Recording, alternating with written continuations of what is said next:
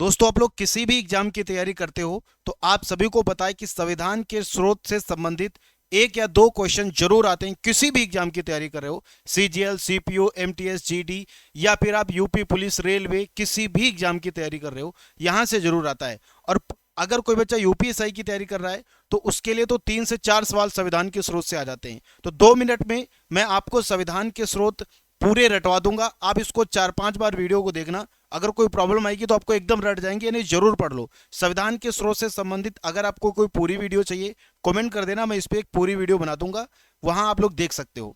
चलिए, भारत सरकार अधिनियम 1935 से हमारा ये मुख्य स्रोत है। लगभग 50% संविधान को हमने यहीं से अडॉप्ट किया है। संविधान के जो स्रोत लिए हैं यहीं से लिए हैं। और यहाँ पर बहुत इंपॉर्टेंट है इसको जानना, इसमें भी कुछ मेन मेन चीजें।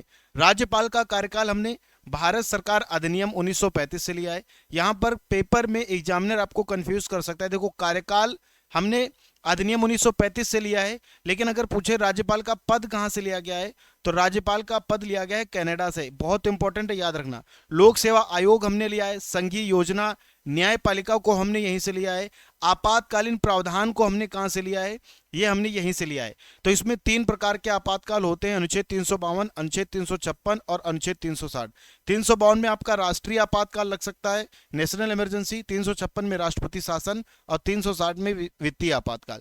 ब्रिटिश संविधान यानी यूके से हमने क्या लिया है, तो यूके से हमने सरकार का संसदीय स्वरूप लिया है, कानून का शासन, विशेषाधिकार रिट, और यहां पर सबसे इंपॉर्टेंट हो जाता है एकल नागरिकता हमने कहां से लिए हैं, तो ये हमने ब्रिटिश संविधान से लिए। द्विसदन यानी आपका पता ना, एक लोकसभा और राज्यसभा, तो ये द्विसदनात्मक व्यवस्था हमने यहीं से ली है। कैबिनेट प्रणाली हमने यहीं से ली है।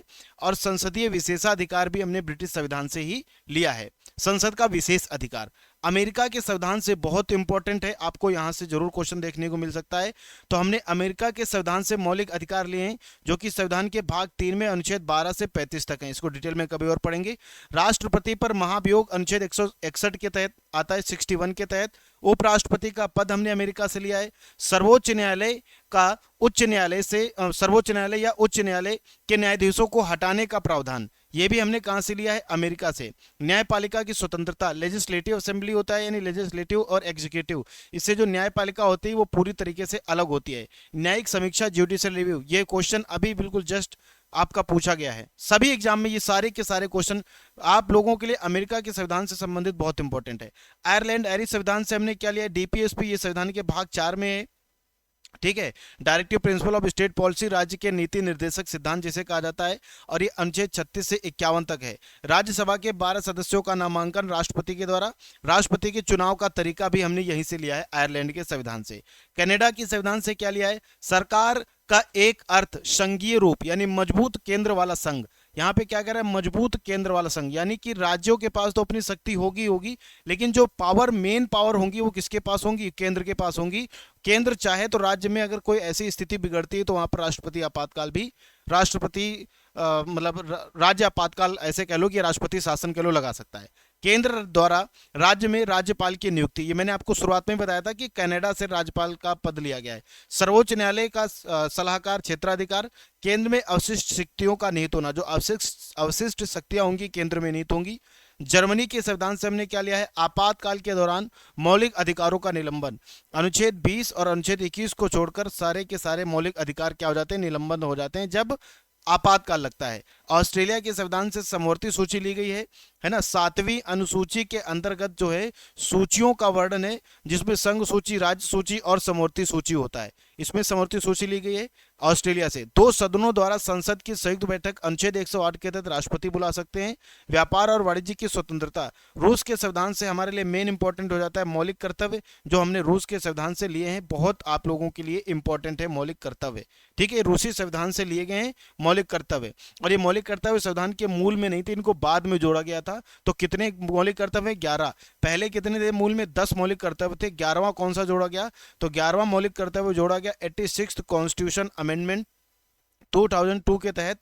इसमें राइट टू एजुकेशन को मौलिक कर्तव्य यहां पर बनाया गया, और ये संविधान के भाग 4 क्लॉज ए में है, ठीक है। ये भी आप लोगों के लिए इंपॉर्टेंट है। और प्रस्तावना में सामाजिक, आर्थिक और राजनीतिक दृष्टि से न्याय, ये कहां से लिया गया, रूस के संविधान से।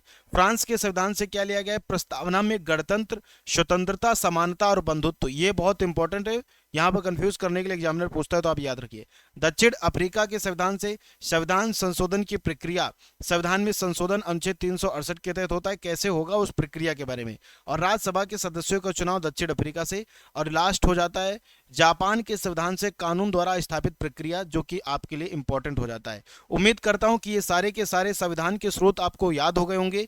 याद नहीं है तो इनको 3-4 बार पढ़ना। इसकी पीडीएफ आपको मैं नीचे दिए गए डिस्क्रिप्शन बॉक्स में आपको टेलीग्राम लिंक मिलेगा, है ना, कैरियर पथ ऑफिशियल, वहां पर आपको इसकी पीडीएफ में डाल दूंगा। आप लोगों को वीडियो अगर अच्छी लगी है तो आप लोग नीचे कमेंट करके बता सकते हैं। चैनल को सब्सक्राइब कर लीजिए, और किस किस टॉपिक पर आप वीडियो चाहते हो वो आप लोग कमेंट कर दीजिए कि सर मुझे इस टॉपिक पे वीडियो चाहिए, तो मैं उसके लिए लॉन्ग वीडियो और शॉर्ट वीडियो भी आप लोगों के लिए बना दूंगा, जिससे आपको रिवीजन करने में प्रॉब्लम नहीं होगी।